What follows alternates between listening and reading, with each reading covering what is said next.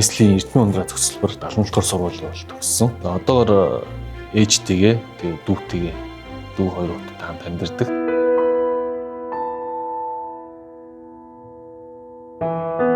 Манай аав цагдаа, ээж маань цэцэрлэгийн багш. За тэгээд аав маань Төв аймгийн Мөнгөн мордох цагдаагийн хэлцэд газар ажиллаж исэн. За мөн Төв аймгийн Баян сум гэдэг аав чинь цагдаа болохоор энэ томилогдно, тэгэл дагаал явна. Тэгэл ер нь аавгаа хараад цагдаа болно л гэж бодсон. 2010 онд цагдаагийн ахтанд бол эсэж орсон байдаг.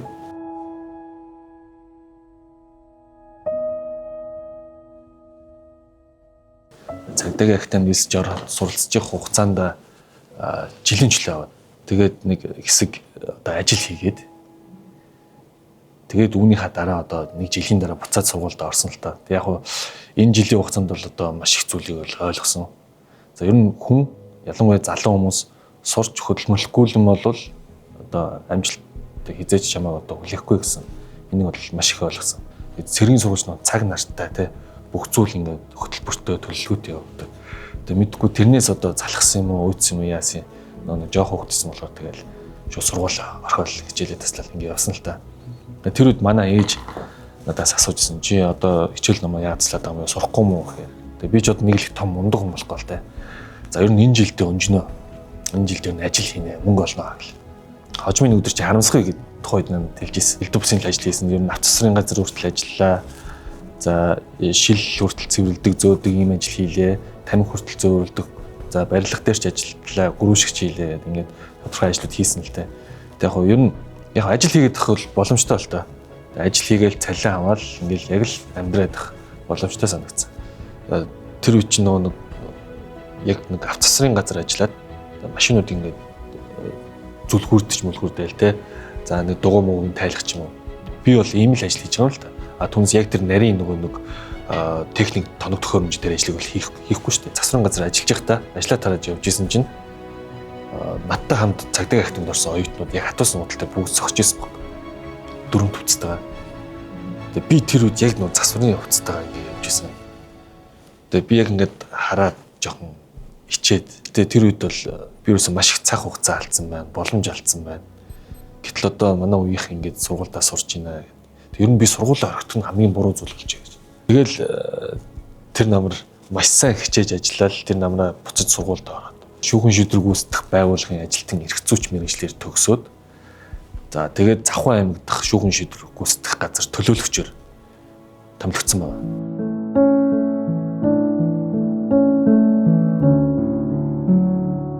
Завхан аймгийн шүүхэн шийдвэр гүйцэтгэх газар үндсэндээ 1 жилийн хугацаанд ажиллаад үүний дараагаар шүүхэн шийдвэр гүйцэтгэх ерөнхий газар руу төлөөлөгчөөр томилогдоод ажилласан.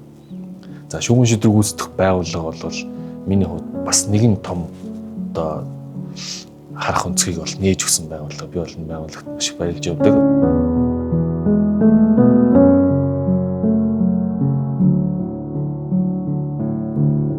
Маш олон хүмүүстэй уулзаад одоо ажил дээр хамтарч ажиллахаар бас заримдаа бас өөртөө тусгаж авах ч юм уу, магадгүй болгоомжлж юм уу, санаа зовнилж юм уу, ийм их нөхцөлөд бол тухайд үүстэл байсан. Ажиллаж хугацаанд дугаар ангиас орсон бүлэглэн орсон этгээдүүдийг олж илрүүлээд хугацааны нахлах цэлэгцолоор шагнагдчихсэн.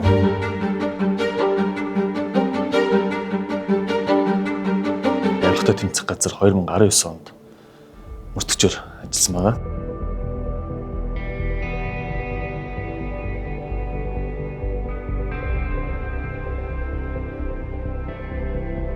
Иргэд олоннууд бол маш их итгэл хүлээлгэж байгаа юм шиг санагддаг шүү дээ. Хамгийн гол нь эн чинь их хариуцлагатай ажил болохоор худал хийж болохгүй, амлалт ярьж болохгүй, тэ санаанд багтсныгаа одоо биелцэн мэт ингэж ярьж болохгүй. Тийм хариуцлагатай ажил л та.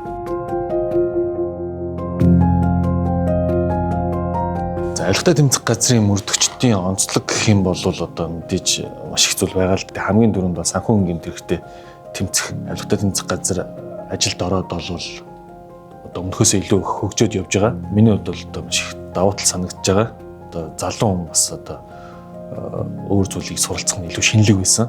За өмнө нь бол одоо мөрдөгчийн албан тушаалд ажиллаж байхдаа бас тодорхой хэмжээнд үйл ажиллагаа нь хязгаарлагдмал хуулиар хязгаарлагдсан байсан. За одоо бол иргэд олон нийтэд бол харилцагтай байгууллагын талаарх мэдээллийг бол өгдөг. Тэгээ энэ ажилд их дуртай мөрдөгч хийж байхдаа жишээ нь яг энэ үннийг ингээд мэдчих юмсан те ингээд гаргаад тавьчих юмсан. Энэ олон нийтийг одоо ингээд зөв мэдээлэлээр хангах юмсан. Маш буруу мэдээлэлтэй явна гэдэг тийм хувийн бол тийм хүсэлтэй байдаг гэсэн. Яг одоогоор бол энэ ажилдаа томилогдоод яг тухайн үнэн бодит мэдээллийг иргэд олон нийтэд бол цаг алдалгүй өгөхийг хичээж ажиллаж байгаа.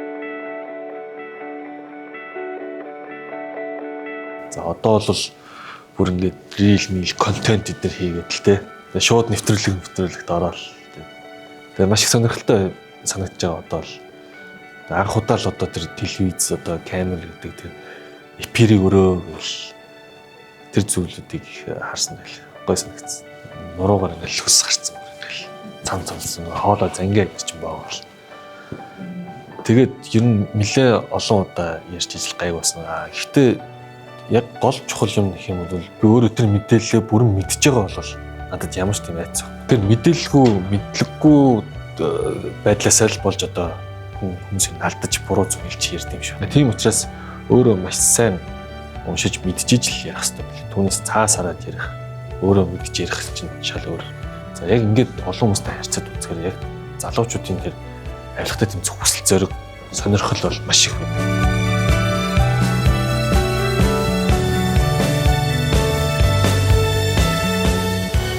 Ер нь иргэд олон нийт бас төдөлн сайн мэдгүй байх. Одоо чинь авилгатай тэмцэх газрын төсөв болвол жилийн төсөв болвол нэг 40 гаруй тэрбум төгрөг 50-аад орчим тэрбум төгрөг.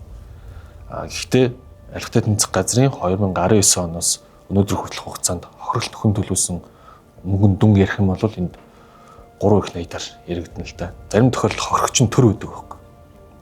Тэр төрийг хохирлгүй болж байна, улсыг хохирлгүй болж байна. Улсыг хохирлгүй болгож байна гэдэг чинь мэдээж тэр эргээд ард түмэнд зарцуулагдах мөнгө. Тэр бол ард түмний мөнгө. Одоо төрийн засгийн албанд мэдээж цаг наргүй яг л залуу хүмүүс энэ бол цаг наргүй ажилтдаг л да. Өглөө шүү дээ энэ амралтын өдөрч бараг байхгүй байна. Олон сарын хоногоор ингэж явна. За тэгээд ер нь одоо хамтран зүтгэж байгаа нөхдүүдэд хараад адилхан мөрдөгчнөрөө хараад ингээд бие биендээ урам өгөөд ингээд ажиллах нь нэг том ажлын ард гарах чинь сайхан л да. Ялангуяа нэг томоохон ажлын хэсгээр бөөнд орж ажиллаад тодорхой үр дүнд хүрсний дараа тэр бол маш их урам болдог.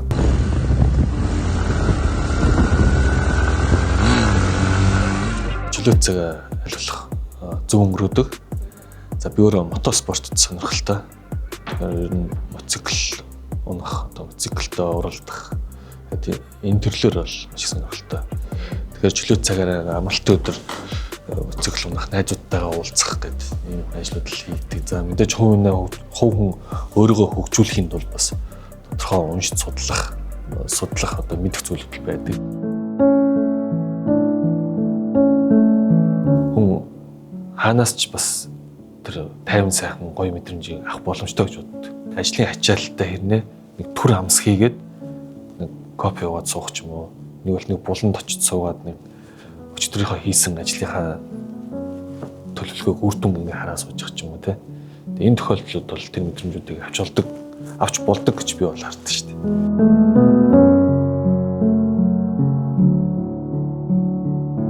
Хувь хүний хувьд гэх юм бол шудраг байх зарчмыг бол биш их баримталдаг. Одоо чинь хин нэгэнд даваа байдал болохгүй одоо мэдээлэлд ойр байгааг дугтахаараа тийм үү. Хаана ер нь бодит нөхцөл байдлаа л яг дүгнэх хэрэгтэй байлаа л дээ. Хин нэгэн хүнд одоо таалагдах гэж ч юм уу, оноо авах гэж ч юм уу те. Би болгочноо гэдэг ч юм уу. Асуудалгүй би аргалчнаа гэдэг ч юм уу. За эн чинь эцээц чинь ерөөдөө хамгийн одоо буруу зүйл рүү л оруулж байгаа нэг хэлбэр байхгүй. Тэгээ гагцуу өөртөө итгэл үнэмшилтэй ер нь зүв байхад л болондоо л гэж байна. Мэдээж төрийн албан чинь тэгээд одоо төрөөс цаанаас одоо хаана ямар томилгох бол мэдэхгүй. Ямар ч сан одоо байгаа цаг хугацаанд ажлаа бас маш сайн хийх тийм сонирхолтой байгаа.